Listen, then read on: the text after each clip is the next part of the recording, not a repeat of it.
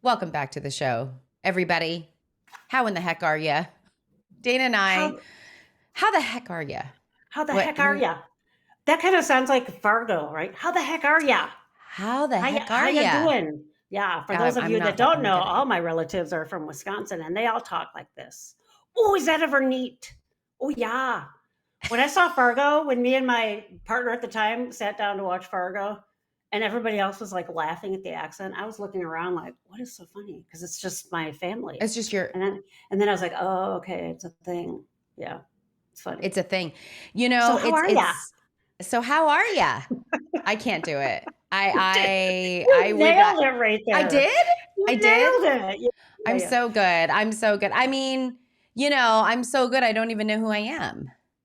That's a good segue. Hey, look, that was really good. I was going to say how I are threw you? a ball at you. The Minnesota nice or the Midwest nice. You're supposed to be really nice, and then you don't know who you are anymore because you're so busy being nice.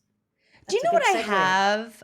What I've noticed is that nice though is like kind of a weird cover for me to say something underhanded to you. Like, okay. oh, you're sweet and all, but I don't know, blah, blah, blah, blah, blah. Yeah. Still, But truly still in the not. Midwest, you really don't. And like if you start jawing about someone behind their back, other people will call you out on it. Like that's great. We that's need more evil. of You that. shouldn't be doing that. Yeah. Yeah. Well, we need more of that. That could segue to loss of sense of self. I mean, in a way, we're sort of joking about kind of a collective way of being, but that can also be a form of masking where who you truly are doesn't match the outside. We've talked a lot about masking, but this nuance of it, if you've done it your whole life, how do you know who you really are anymore? I mean, and Dana, I think let's define masking.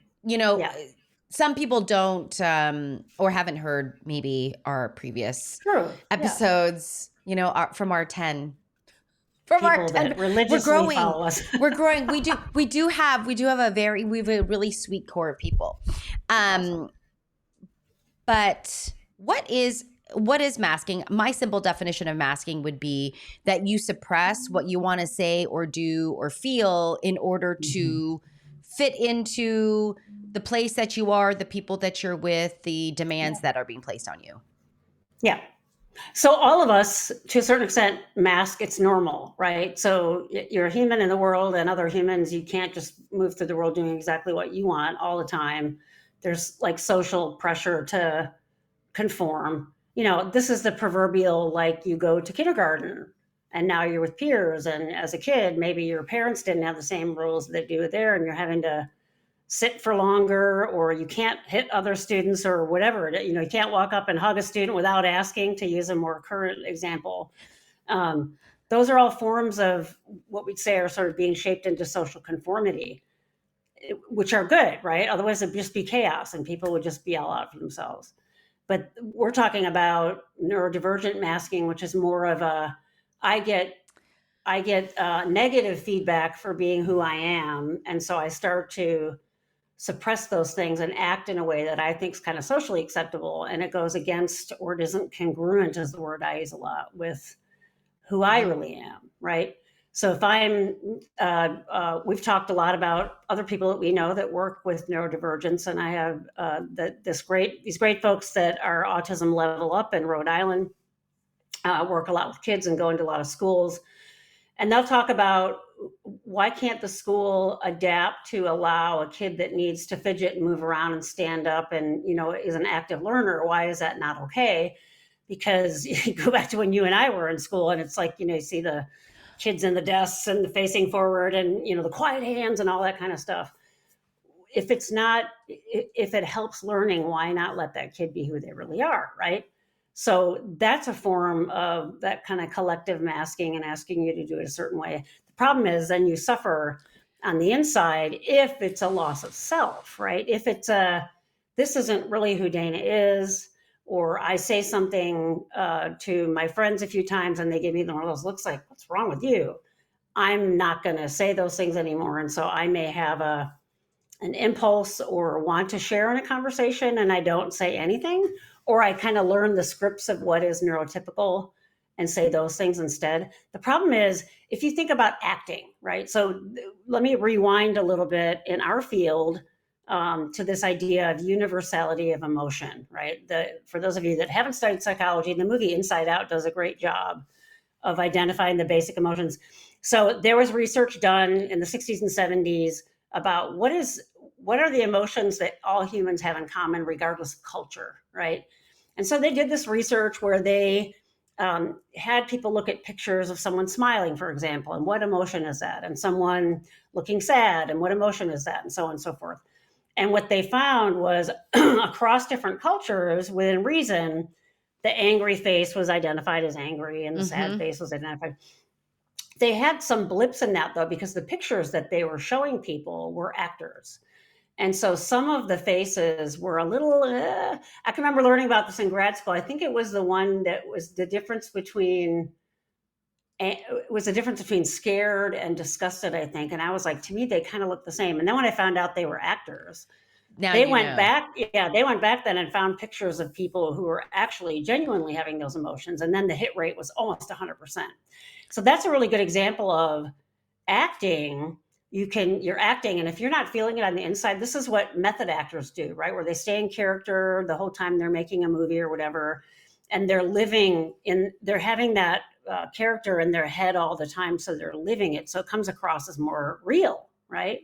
So those are the really good character actors because it feels real. They're actually feeling what they're acting versus if I sit here and say, oh, I'm happy today and kind of do this, you can kind of tell it's a little fake. Right.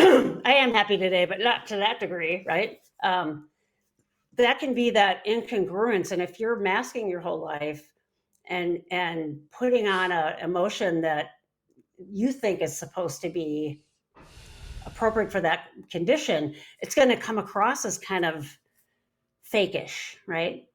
So a lot of people in your life aren't going to be able to tell a difference, and they'll be like, this is great. But there's always going to be other people in your life, yourself included, that are going to be like, oh, it doesn't quite feel right. I think it's one of the reasons that especially autistic folks are so good. We get pegged as not being able to read social cues. It's I too think we much. read, It's almost too yeah, hyper vigilant. the real social cues, and then someone saying, I'm in a good mood, and you're like, yes, I am. And then they're telling you you're misreading it, where you're like, I think it's one of the things that's made me a good psychologist, because I can sort of slice right through and be like, you're full of crap. That's not true. You're not. Yeah. Good. You're okay is not okay. You're good is not good. You're, Right. how are you doing today? Good. No, you're not. Yeah. Yeah. No, not really. So I think of like this isn't an autism example, but I have a client of mine whose parents were hell bent and set on this kid going to medical school. It was the thing to do. And he's like, okay, I'll go to medical school. And all as a kid, he's like, oh, it'd be really good to be a doctor. And then he's in high school and realizing that there's like blood and guts involved, and was totally grossed out by it. Couldn't do it. Tried, but couldn't do it. Like the conceptual science, but the actual practical application. Yeah. So he actually applied to and got into medical school. I think got through almost 2 years of medical school before he finally left. And that's a really good example of the impact of masking and doing something that's someone else's expectation and acting as if that isn't really who you are, right? And he was miserable, not big surprise, right? This strikes me as being, there's so many, I can relate to this culturally, where there are these collectivistic expectations for family members versus individualistic. So the idea of, no, you're going to do what's best for the family, and what's best for the family is to be a medical doctor. Let's just say a medical doctor, an attorney, whatever those things are, those professions are that in their minds are highly successful, quote unquote, end quote, like kind of thing. And that coming up against that, speaking or advocating in that system is not safe, right? Yeah. It's not a safe system. You're a kid in the context of your parents, right? So there's some cultural, as you're saying that, there's so many reasons why we might mask and put on that face, that there's this, neurodivergent autistic masking, which we know leads to autistic burnout, by the way. We're Yeah, actually just very gonna say, clear, yeah. that happens, and that masking takes an incredible amount of energy and Energy, bandwidth yeah. to do. And over time, though, who the hell are you? When That's the you've been thing, right? masking, right, for so Yeah, long, how do you, yeah, what do we always talk about as foundational to mental health and brain yeah, health, right? right. It's knowing yourself. Yeah, And if you've been yeah, masking for so long, yeah. I remember that in therapy, my therapist asking me, "Who are you?" And I'm like, yeah, I have no idea. Wait, what did you just I ask get me?" to say it. I get to Yeah. say. I had the same Yeah, response in yeah, therapy as yeah. well. Yeah. And Yeah. I think that's actually when I returned to school after a couple years in therapy to study psychology, because I was like, oh, I really actually really like this, and I figured Yeah. out that was more congruent to who I was, who I really was, right? And then, surprise, if I go way back to like when they start doing, it's ridiculous. They do all this testing on you in grade school and in junior high, and it always came up in the social sciences. And I was always like, I don't want to do the social, I'm not supposed to do the social sciences. I'm supposed to be like a doctor or a veterinarian or a lawyer or whatever that is, right? Or an Yeah. accountant. But that in some regard was always there. And yeah, you mentioned the constant effort that it takes. So it's exhausting. And if you do it chronically over time, you do end up burned out, because think about if you had to juggle all the time and you're Yeah. trying to learn in school and you're having to juggle and you're taking a shower and you're having to juggle and think about the tremendous mental energy that would take. And that analogy is there where you end up socially fatigued or physically fatigued. A lot of people get physically ill because they've been stressed for so long and they're really out of touch with Yeah. that. And the anxiety is crippling, right? So if you're always thinking, having to go through this process of, is this me? What would I do? What should I do? Versus just going from your gut, that's a pretty anxious state to be in, because you're sort of in your head all the time about what's next versus just living congruently from your gut. That was a big one for me to learn. Was you mean not everybody does this whole process in their head about, what would the other person think if I did this? What would the other person think if I did this? What if I did this? What if I did this? Okay, which one of these 7 should I choose? That's not Yeah. what everybody does. And my therapist being like, no, that's not what everybody does. Right? That's Yeah. exhausting. That's a lot of bandwidth and energy that you're taking up doing that. Yeah. Yeah. Yeah. And how do you, sometimes you need to separate Mm-hmm. physically. Yeah. I find like that's another thing, Yeah. remove yourself from some of the environments that are the reason why you're masking Yeah. in the Yeah. first place, Yeah. and to find yourself for the first time, Mm-hmm. Mm-hmm. that to me is so fascinating, Yeah. as that self-discovery. That's like never too late for self-discovery. It's That's never right. too late to understand yourself. Yeah. It Yeah. And I think that it's never this too is late. where the complex trauma intertwining comes from, Yeah. because that's something you see in complex trauma too, this loss of self and having Yeah. to refine that. For me, it was doing a lot of inner child work, like trying to figure out what my little kid would really have wanted. And that was really useful for me. That works for some people, not for others. Trying different things and see how you feel about them. Like I always struggled in team sports, not that I couldn't navigate sort of the rules of the game, but I always felt like kind of I let other people down. So it wasn't very good. But gravitated towards, when in my early therapy doing triathlons. I was always was a bike rider. I always loved swimming. I had to take up running for that.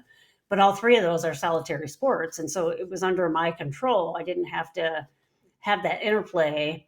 When I was doing horse jumping in high school, that was like me and the horse. You don't do that. There may be other people around, but you're not doing that like with other people, right? And so it can be things that you figure out that you like to do. And I'll do this with my clients. They'll say, well, how do I know? And I say, you just try something, right?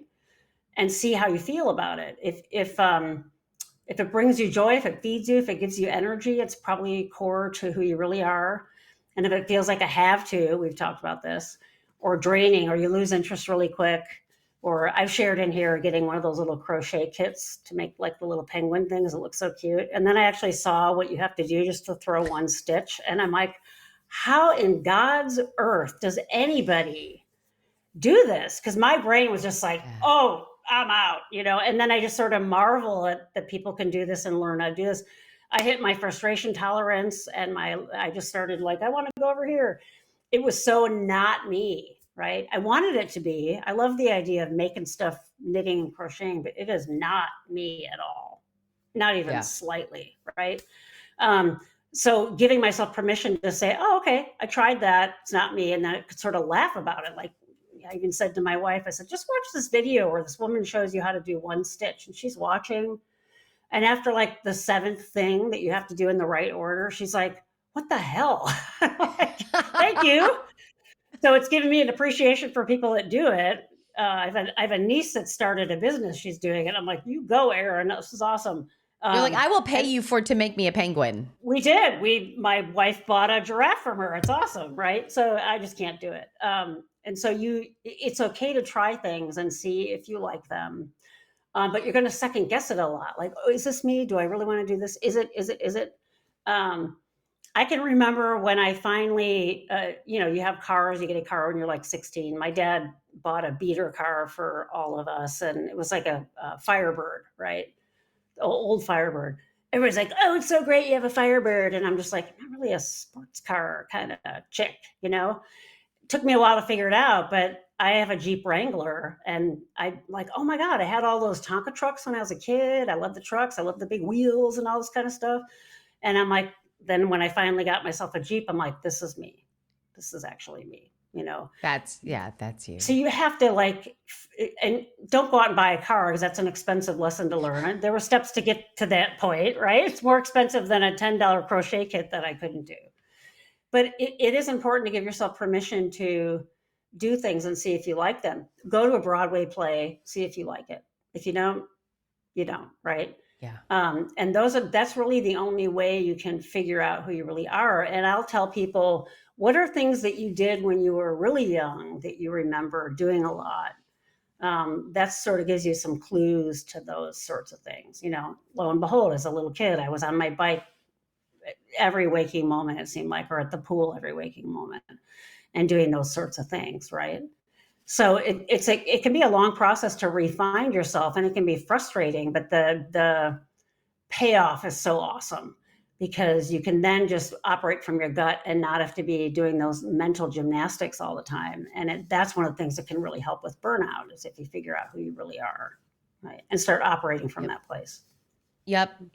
I've heard this also called reparenting. Yes. This idea of reparenting. How do you, you mentioned, Dana, thinking about yourself as a little girl, right? And what would I have wanted? What would I have needed? And the idea of you being able to reparent yourself. And a lot of that is the dialogue and the narratives that run through your mind. Yeah. That allow you to explore and make mistakes and get dirty and be clumsy about things. And it's often something that I'm talking to my clients and their parents a lot about, which is when you do things, and mind you, I'm working with teens and young adults, but whose identity is in flux anyway. You'd expect is in flux. Yeah. Right. And so a lot of times I'll say to parents, when you do for your kid the things that they're capable of doing for themselves, the message or the meta communication, that message there is, I don't believe that you can do it. Or I don't believe you can do it right. Or you're doing the wrong thing. Yeah. Yeah. Right. And so what happens is we don't empower people, these young people, to experience the world. So often in the assessments that I'm doing, parents will say, well, what kind of job are they going to do? And I was like, Mm-hmm. well, it really does help for us to start with their interests. Like, let's start with interests, God right? forbid. Let's start with something that they really find just naturally and intrinsically lovely for Yeah, themselves. yeah. What is their thing?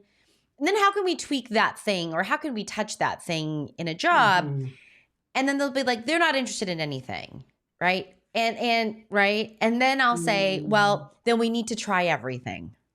Oh, there you Right. go. Then, Yeah, I like right. Then that. you need to try things. You need to, Yeah. this is when job rotations are really, really lovely, right? Right, right. You Yeah, don't know until you try, and there's no amount of simulation or yeah. worksheets or videos that are Right. going to give you that experience. And so True. this is an investment of time and energy and Yeah. opportunity.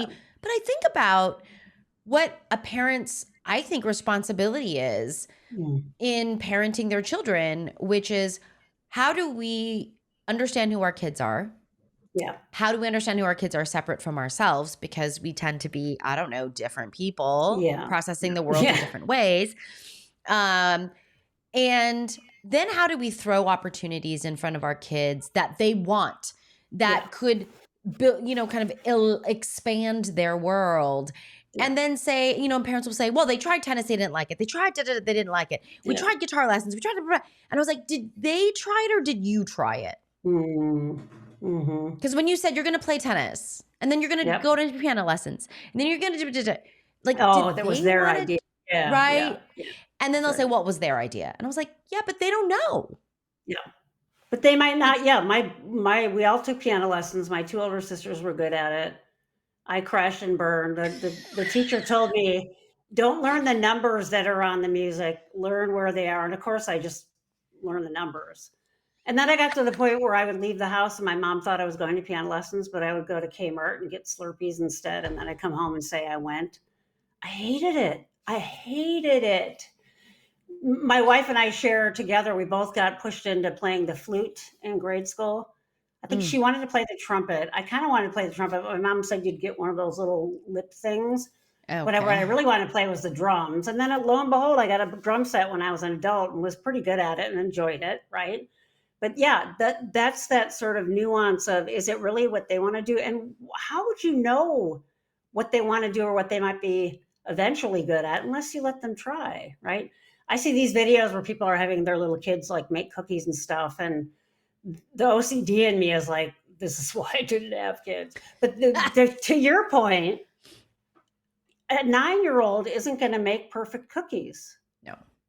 They're going to make 9-year-old cookies, and that's fine. They're going to get better if they keep making cookies. They're going to get better Yeah. at it. But if you're just like, oh no, let me do that for you, it reminds me of a lot of my students that I have now that are in their 20s. They have no idea how to deal with failure.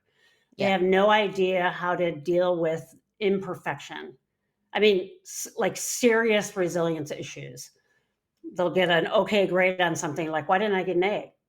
It's not an A paper. Well, why isn't it? There really is. And I really do think it's from some of this generation that had parents that did everything for them or sort of kept them safe from everything, and they're not doing them a favor.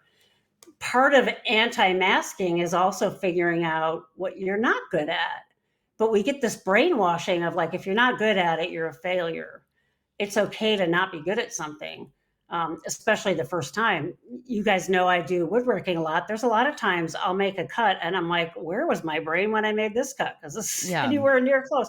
And then I'm like, I could shut that down and say, wow, I'm stupid. I did that wrong. And what's wrong with me, and not do it. And now I'm like, oh, it happens. And then I'll go and redo it. Right.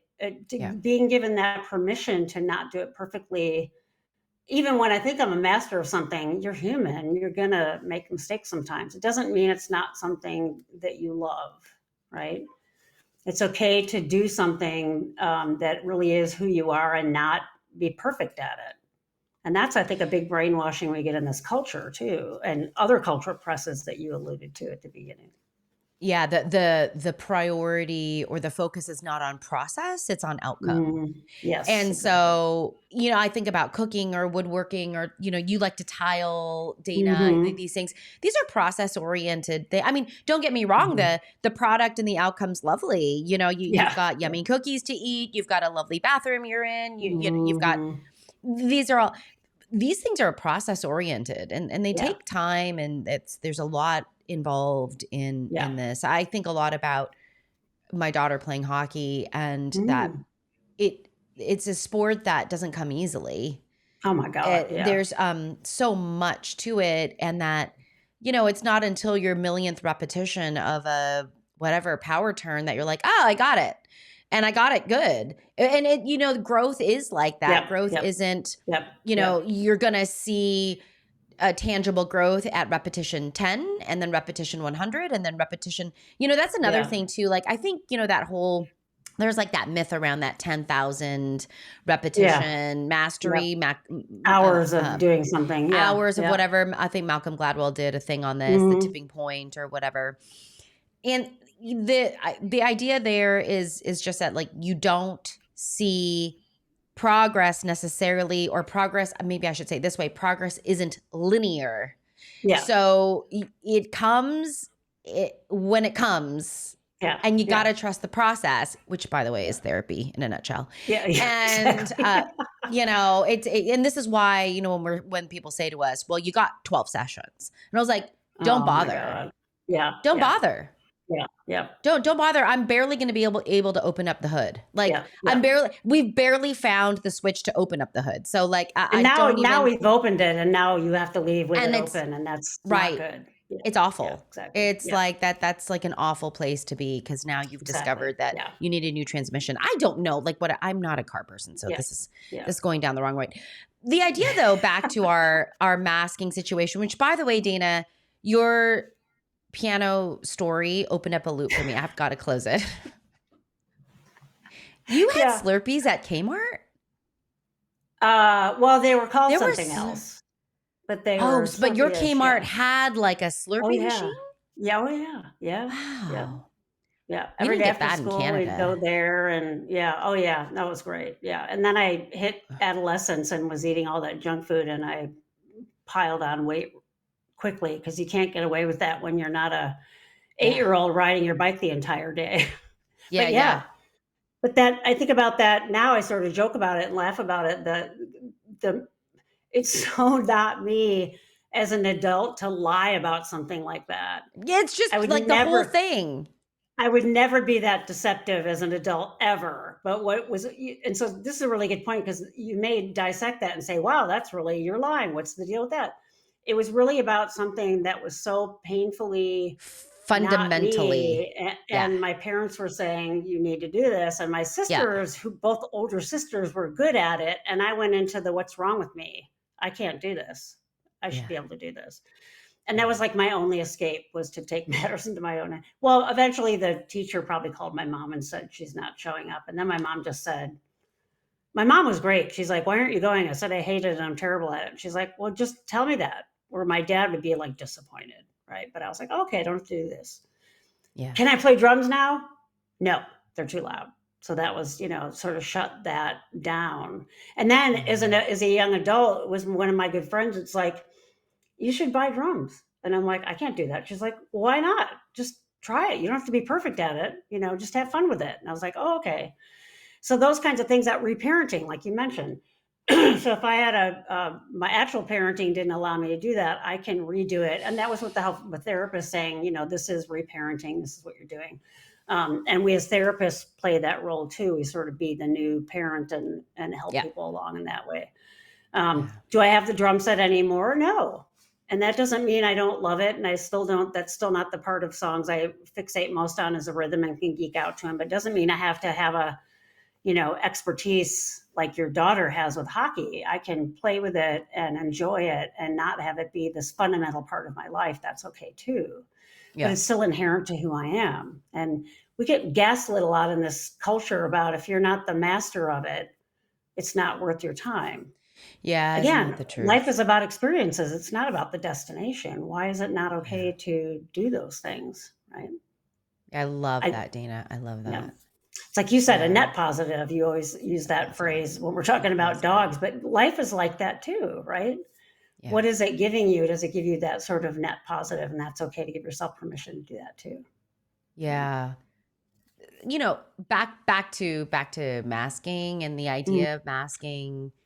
If this resonates with you or this topic resonates with you and you're in a position to evaluate who you mhm, the second thing here would be are there environments in which you are safe to take off the mask? mhm, mhm, And that is not always available mhm, for people. mhm. And if that's not always available for you, the idea is how do you carve out real estate Yeah, to remove the mask yeah, and create protected spaces for yourself to do yeah, that? exactly. Because Yeah. that's truly the only way that you will feel good Mhm, and gain energy and gather energy and refill mhm. the tanks at like Yeah, right and to be really unabashed about that space yeah. and And I what that think looks like. there is some hope, I think, for younger generations because they're doing more of this Mm-hmm. inherently, and 100%.